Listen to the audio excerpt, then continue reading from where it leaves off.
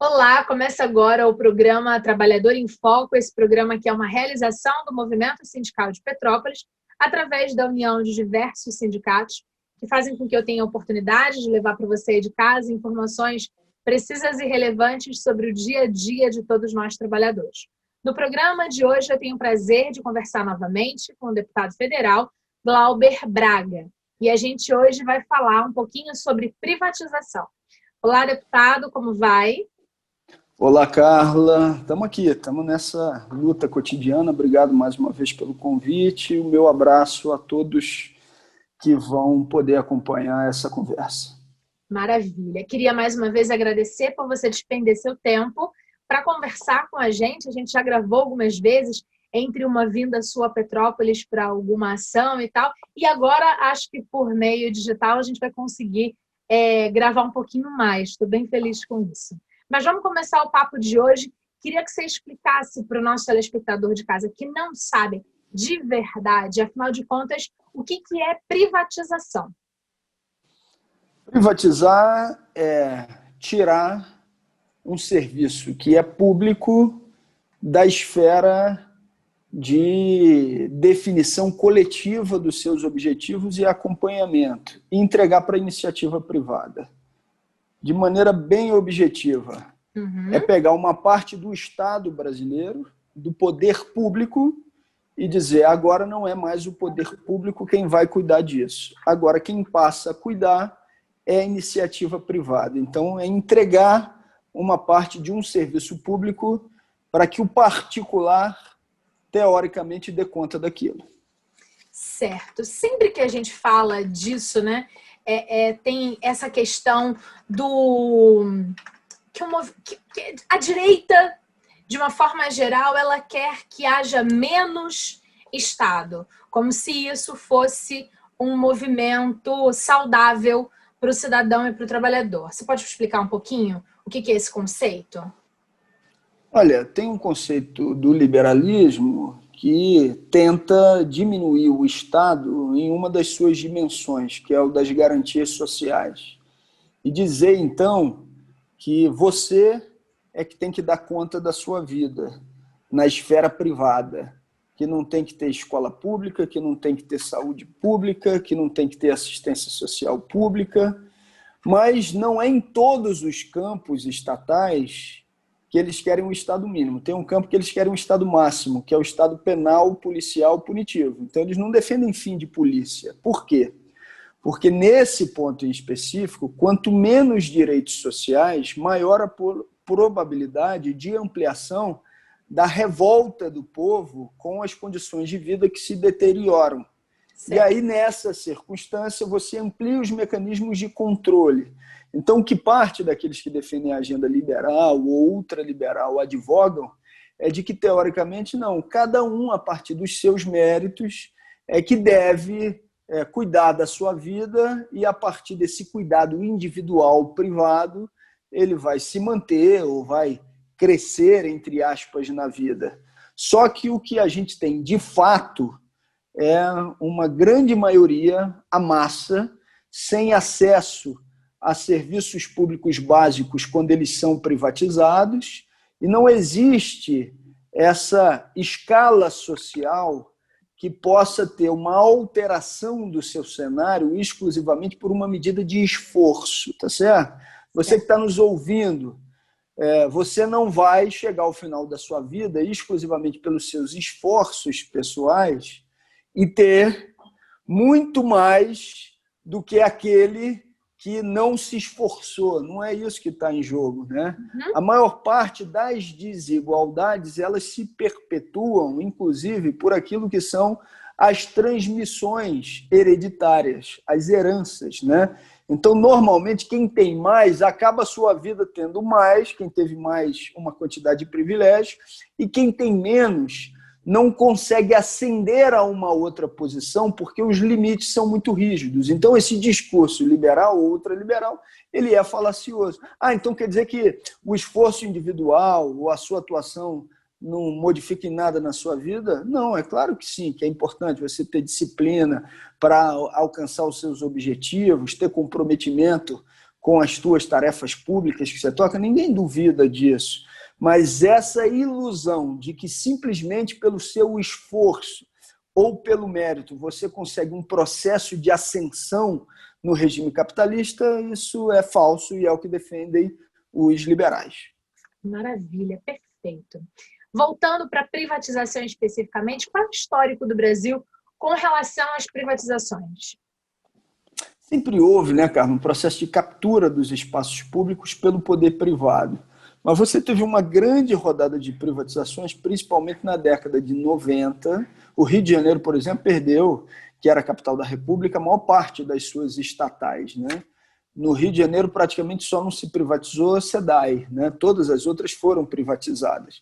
Foi ali naquela articulação do período de governo do PSDB com Fernando Henrique Cardoso, e no Rio, pelo PSDB, estava Marcelo Alencar. Então, teve uma grande onda de privatizações que foi considerada a onda neoliberal.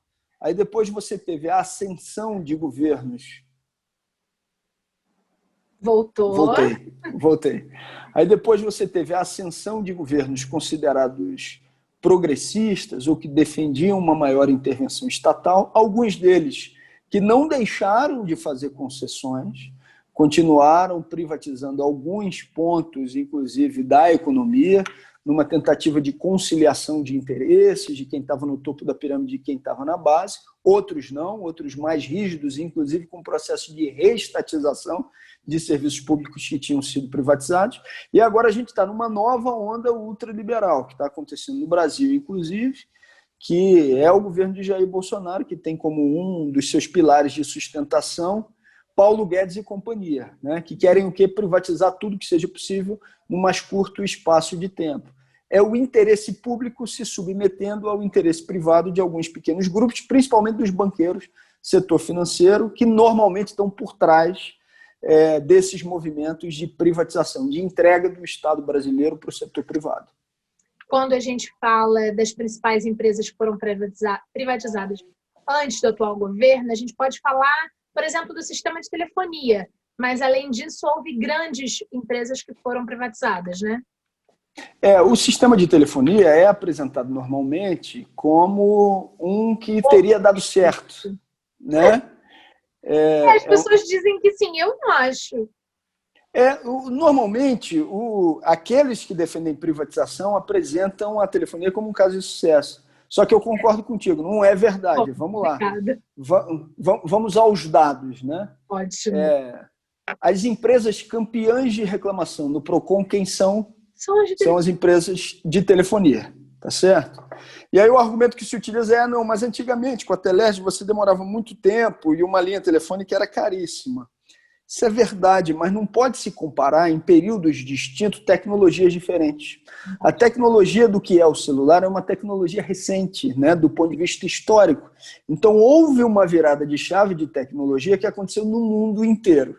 Esse é um outro ponto que a gente não pode deixar de colocar. E segundo, se por um lado você teve a ampliação da disposição de aparelhos de telefone celular, por outro lado, você pega regiões do Brasil que são não lucrativas e que até hoje não conseguem ter acesso à telefonia. Eu dou vários exemplos. Eu poderia dar o exemplo, por exemplo, do município de São Sebastião do Alto, onde a sede tinha 4 empresas de telefonia celular. Um município que era até maior do que a sede, mas não havia obrigação legal de Valão do Barro, um distrito, não tinha nenhuma. A prefeitura que teve que entrar lá e fazer. Por quê? Porque não existia lucratividade ali naquela região. Vargem Alta, no município de Nova Friburgo, maior produção de flor, segunda maior produção de flor de quarto do Brasil, maior dificuldade em acesso à telefonia. Então, as regiões que não dão lucro, a telefonia não chega, sem contar o grande índice de reclamação, principalmente nos centros urbanos, no que diz respeito à telefonia celular e às dificuldades que o usuário, que o cidadão tem com o serviço, né?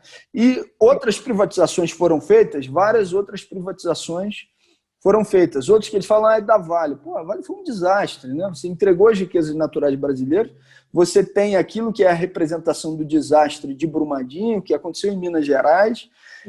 Uma empresa pública como a Eletrobras, que tem várias barragens, nunca aconteceu isso, tá certo? Então, assim, essa comparação de que o privado necessariamente é melhor, isso não é algo que possa ser confirmado pelos fatos, pelos dados.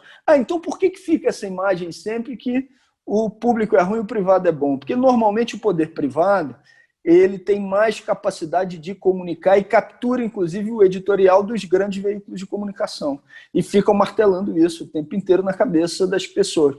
Mas tem fragilidade no público? Evidentemente que tem. Ninguém está aqui dizendo que não tem. Sim. Mas tem muita coisa no público que é melhor que no privado. Por exemplo, ninguém diz que é uma maravilha o serviço de transporte público no Brasil.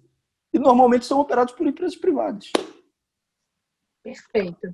Agora, se a gente consegue perceber que as privatizações, de forma geral, elas não são benéficas para a população, e aí quando a gente vai falar de telefonia, e você deu um exemplo ótimo do que não é rentável, eu não vou colocar o telefone ali, a linha telefônica ou o sinal funcionando de forma correta, quais são, afinal de contas, as alegações para privatizar tanta coisa que querem privatizar? Eles dizem que melhora a qualidade do serviço, que a gente já desmontou aqui, né, com esse primeiro argumento nosso. Sim. E outra coisa que eles dizem é que a concorrência melhora o serviço. Só que muitos dos serviços que eles querem privatizar, nem esse argumento liberal deles se sustenta, porque não tem concorrência. Vou dar o exemplo, por exemplo, de iluminação, privatização da Eletrobras. Quando você entra em casa, você não escolhe, esse interruptor é da empresa tal e esse interruptor é da empresa tal. Isso não existe, é um monopólio natural. Água, a mesma coisa. Você não escolhe se naquela torneira vai ser da empresa X ou da empresa Y. É um monopólio natural. Então, o que normalmente acontece quando privatiza é você tirar de uma empresa pública com monopólio natural para uma empresa privada que também vai ter um monopólio. Ou então até para uma estatal de outro país. Como, por exemplo, está acontecendo no setor de energia elétrica no Brasil. Colocaram aqui uma empresa italiana chamada Enel, está tendo muita reclamação na zona rural. E qual é a concorrência que a Enel tem na iluminação que ela fornece? Nenhuma, porque é um monopólio natural. Então, nem esse argumento se sustenta. O argumento real, mas que eles não publicizam e não dizem, é que querem entregar uma parcela do Estado brasileiro para a lucratividade de grupos que têm muito poder e que, inclusive, dominam vários veículos de comunicação. Perfeito, maravilha. Quando a gente fala de privatização, você falou da questão do Fernando Henrique, depois a gente teve aí um período sem tantas privatizações e agora a gente está vivendo um momento de um governo... No Trabalhador em Foco, eu posso dizer isso, um momento assustador, né? Porque Jair Bolsonaro dá medo de falar, né, em voz alta esse nome, angústia, na verdade. E a gente está vendo que a pauta da privatização é uma pauta muito bem pensada. Mas muita gente não sabe que incontáveis empresas já foram privatizadas no atual governo federal. Queria que a gente falasse um pouquinho sobre isso. O que está acontecendo? Teve uma decisão, Carla, do Supremo Tribunal Federal que disse que a matriz de uma estatal tem que passar por autorização legislativa. Então, matriz eles não mandaram, mas que subsidiária, aquela que não é a principal, que essa pode ser vendida, privatizada, entregue sem autorização legislativa. Então, essa decisão do Supremo é muito ruim, porque muita coisa está sendo vendida sem que as pessoas, inclusive é incontável o que eles estão vendendo, porque isso acontece sem que você tenha controle público. Mas mesmo a decisão do Supremo, ela está sendo fraudada, porque o que eles estão fazendo? Eles estão pegando o patrimônio da matriz, entregando para a subsidiária e vendendo a subsidiária. É isso que está acontecendo. Então, você veja o tamanho da fraude. E o que vocês estão fazendo com isso? Né? Porque não adianta só a gente ter o diagnóstico. Sim. A gente já foi, inclusive, ao Supremo Tribunal Federal mostrar a fraude que está acontecendo. Eu participei pessoalmente de uma reunião com o Dias Toffoli. Tem ações judiciais nesse sentido, falando, olha, estão fatiando a Petrobras, mandando patrimônio para a subsidiária e entregando. Estão fraudando a decisão de vocês que já era ruim. Agora, programas como esse, um bate-papo como esse que eu estou fazendo contigo, é fundamental para a gente ampliar o peso social de cobrança, porque assim, as instituições elas se movimentam a partir da cobrança do povo.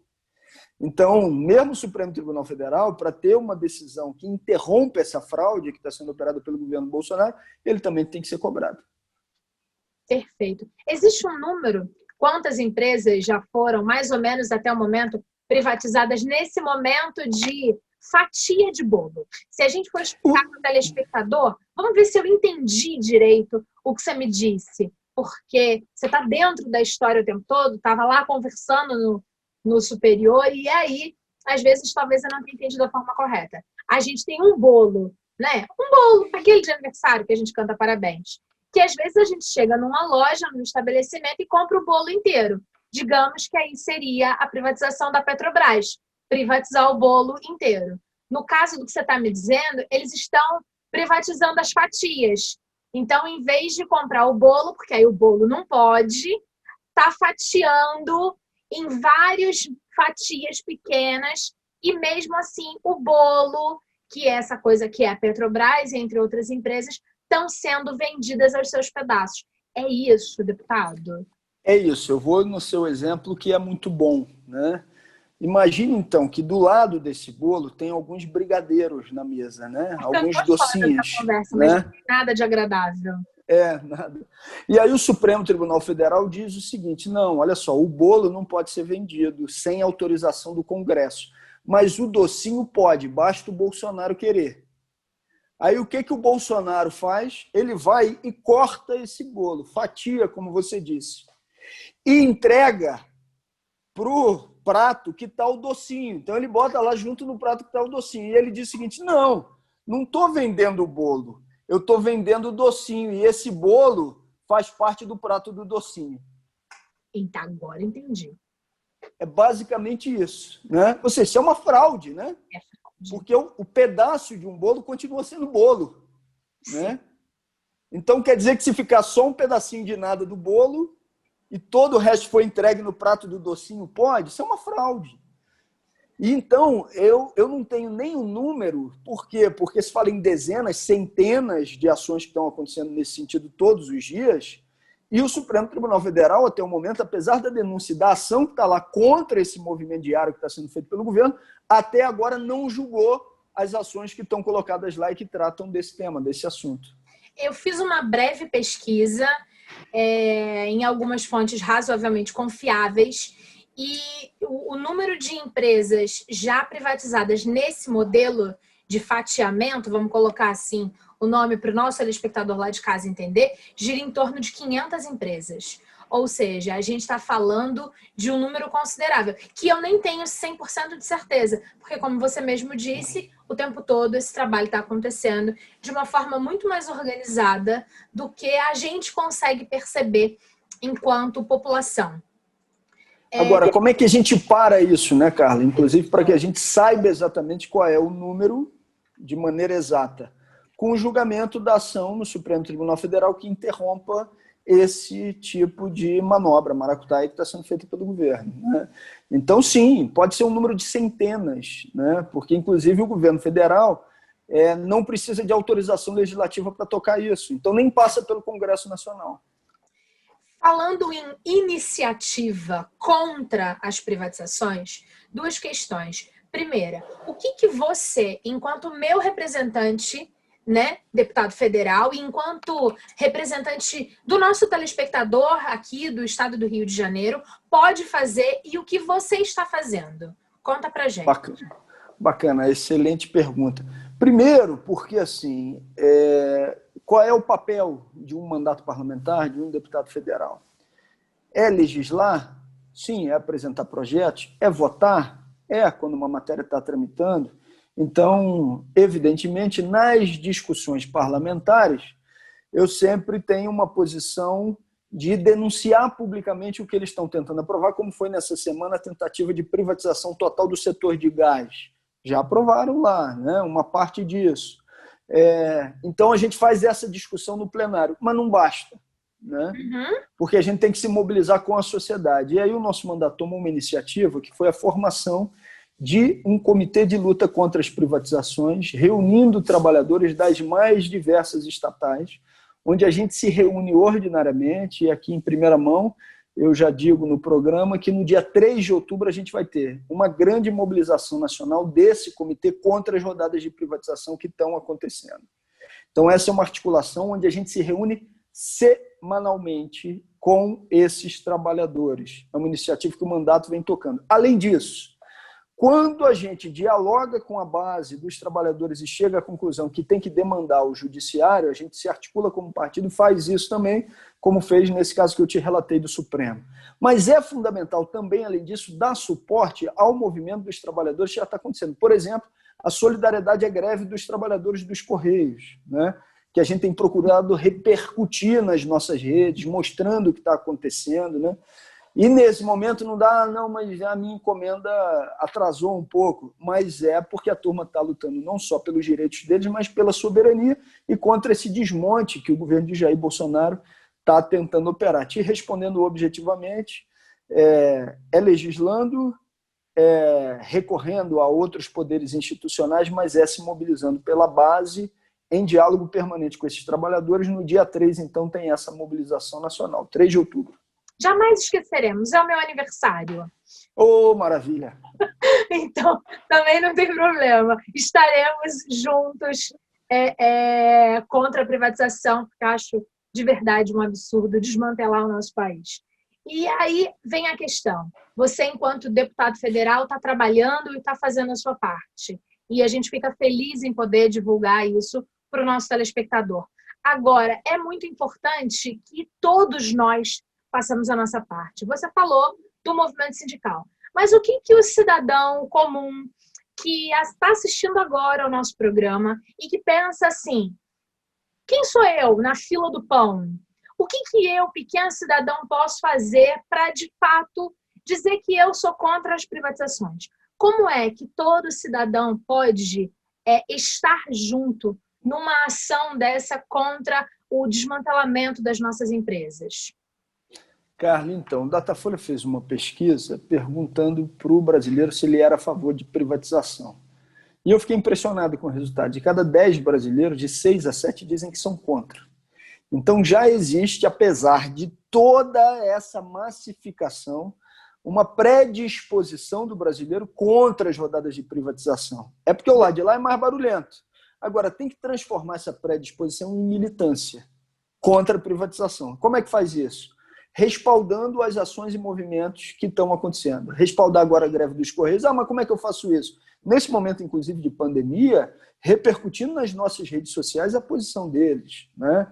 Tendo a possibilidade, quando tiver uma mobilização ou um movimento, estar junto com ela, divulgando o que a gente vai estar fazendo no dia 3, dialogando com os seus familiares que defendem privatização e fazendo um contraponto, dialogando nas organizações que você participa e mostrando, olha, se privatizar o Correio, vai aumentar o preço das encomendas. Se privatizar a Eletrobras, vai aumentar o preço da energia elétrica. Todos nós fazemos parte de diversas formas de organização da nossa vida, seja na família, na igreja, no local de trabalho, em todos os lugares a gente pode fazer essa discussão e apoiar a mobilização daqueles que estão lutando contra as rodadas de privatizações. Agora, se você quiser discutir táticas sobre isso, influenciar diretamente no nosso mandato, toda segunda-feira a gente está tocando uma plenária popular virtual. Nessa segunda não vai ter, que é feriado, mas na outra já vai ter. Entra lá no nosso Facebook, Instagram, Twitter e diz: eu gostaria de participar de uma plenária popular virtual para discutir a realidade brasileira e táticas de enfrentamento que está colocado. A gente vai te mandar um link, você entra lá na nossa reunião e vê o conjunto de medidas que a gente está procurando adotar para fazer esse enfrentamento. Maravilha. Lembrando o nosso telespectador que essa gravação está sendo feita através de uma plataforma digital e que hoje, dia da gravação, é sexta-feira, dia 4 de setembro. São 3h08, porque eu não sei se a gente vai veicular antes do feriado do dia 7. Então, só para situar o nosso telespectador a respeito disso. Mas no dia 14 de setembro, então, tem plenária e dá para entrar em contato antes para poder participar e agir ativamente em prol do nosso Estado, do nosso país, de toda essa questão. Com certeza, só mandar para essa plenária popular virtual, mandar uma mensagem para a gente, pode ser no Twitter, inbox, que a gente te manda o link para você participar das reuniões. Maravilha. Glauber, estamos chegando no final do programa. Mais uma vez, queria te agradecer por despender do seu tempo para conversar com a gente. Você é sempre extremamente solícito e isso é muito importante, porque o Trabalhador em Foco é um pequeno grão de areia no meio da TV local, no meio da discussão, mas é o grão de areia da pauta do trabalhador. E eu fico imensamente feliz em ter, periodicamente, um deputado conversando com a gente, falando sobre o que está fazendo por todos nós, cidadãos do estado do Rio de Janeiro, e por todos nós, trabalhadores. Para finalizar esse assunto, lembra, então, por gentileza, do dia 3 de outubro, o que você vai fazer? Dia 3 de outubro, o Comitê de Luta contra as Privatizações vai fazer uma grande mobilização nacional contra os ataques que estão sendo feitos ao serviço público, com as tentativas de privatização, com fatiamento que já está sendo feito pelo governo Bolsonaro. É um dia de mobilização e, ao mesmo tempo, de denúncia para que a gente possa acumular mais força. A gente vai depois, nas nossas redes, dizer onde vai ser, de que jeito que vai ser, mas já bota aí na agenda, a reserva vai ser no dia 3 de outubro. E, Carla, muito obrigado mais uma vez por esse espaço no programa, por estar aqui dialogando contigo. É fundamental que a gente tenha instrumentos que consigam furar o bloqueio da grande mídia e que consigam sustentar uma discussão que tenha a defesa dos direitos dos trabalhadores como foco. Muito obrigado. É sempre um prazer, Cláudio. Obrigada de verdade. Espero que a próxima entrevista seja presencialmente. É sempre um prazer encontrá-lo. Obrigada. Um abração. Obrigada a você de casa que ficou com a gente em mais esse programa Trabalhador em Foco. A gente volta em breve com um novo programa especialmente pensado para você. Um abraço grande e até lá. Tchau, tchau.